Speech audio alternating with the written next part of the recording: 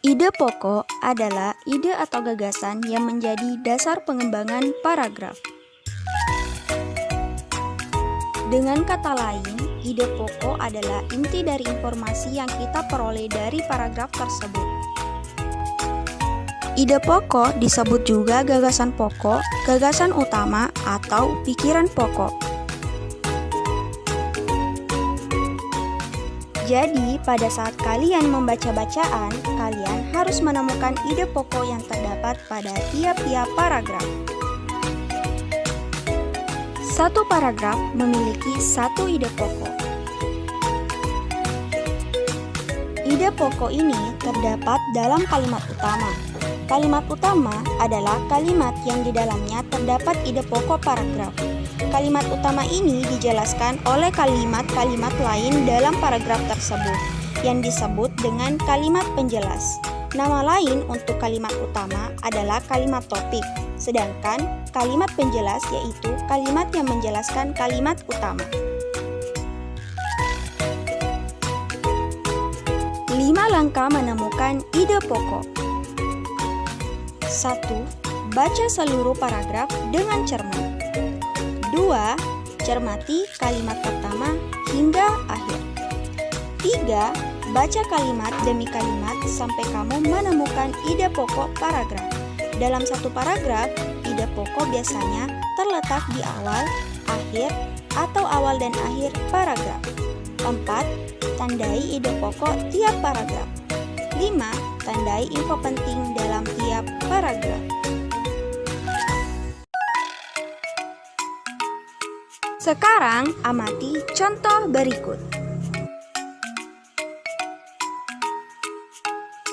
Atur pola minum air itu ternyata sangat penting. Jangan sampai kita kekurangan cairan. Kenapa? Karena jika kita kekurangan cairan, kita bisa terkena dehidrasi. Nah, saat dehidrasi, konsentrasi kita akan berkurang dan badan kita juga akan terasa lemas. Paragraf tersebut mempunyai kalimat utama. Mengatur pola minum air itu ternyata sangat penting. Dari kalimat utama tersebut dapat kita peroleh ide pokoknya adalah pentingnya mengatur pola minum air. Ada cara untuk mengetahui keadaan cairan tubuh kita. Caranya dengan melihat warna urin kita. Jika urinnya berwarna kuning pekat, itu tandanya kekurangan cairan. Namun, jika warna urin kita putih, itu tandanya cairan dalam tubuh kita sudah cukup.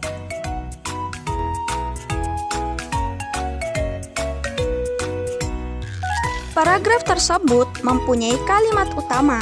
Ada cara untuk mengetahui keadaan cairan di tubuh kita. Dapat disimpulkan, ide pokok paragraf tersebut adalah cara mengetahui keadaan cairan di tubuh.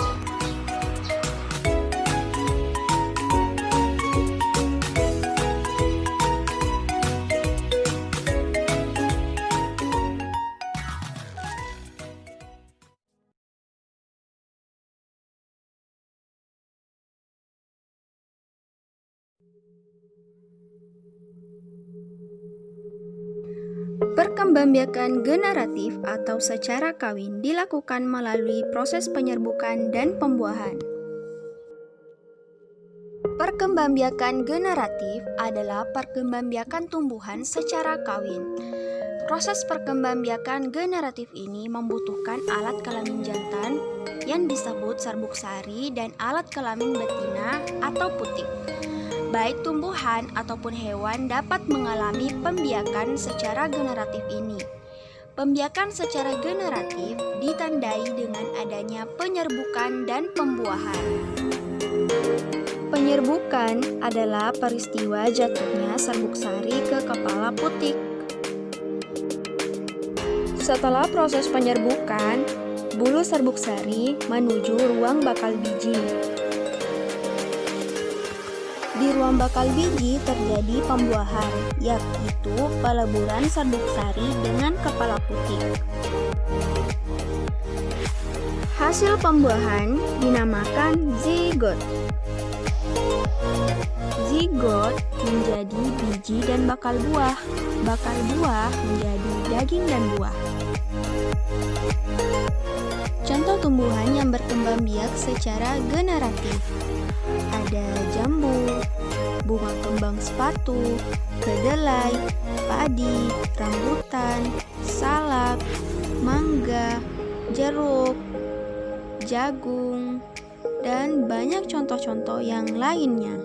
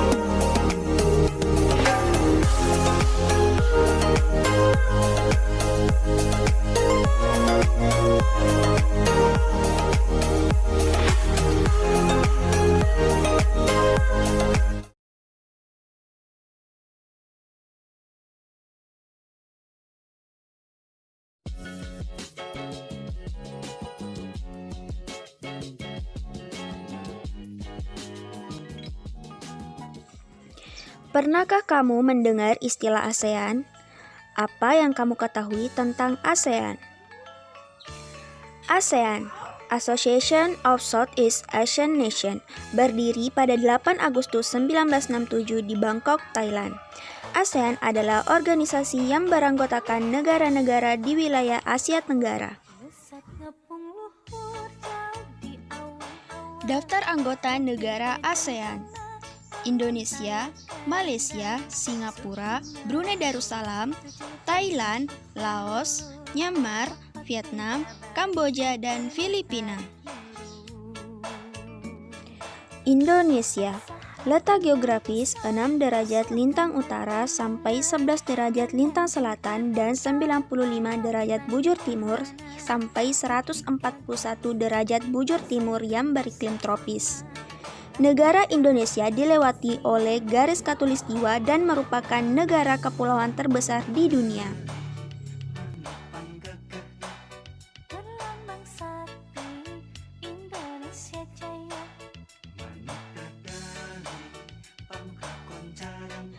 Kehidupan sosial budaya di ASEAN. Suku yang ada di ASEAN: suku bangsa Jawa, Sunda, Bali, Batak, Dayak, Bugis, dan lain-lain di Indonesia.